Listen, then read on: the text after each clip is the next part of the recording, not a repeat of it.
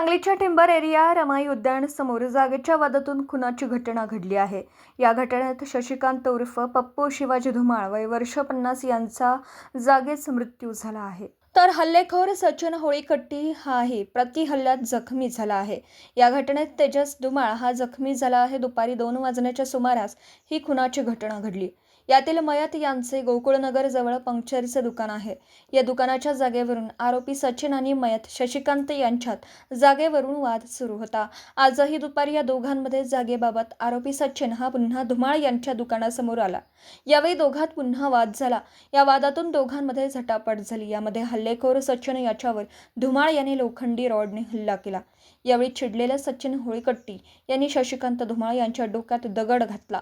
यावेळी सोडवायला आलेल्या मयत शशिकांत यांचा मुलगा तेजस हाही जखमी झाला। घटनेनंतर जखमींना शासकीय रुग्णालयात दाखल करण्यात आलं। या घटनेत शशिकांत धुमाळ यांचा मृत्यू झाला, तर हल्लेखोर सचिन आणि मुलगा तेजस जखमी झाले आहेत।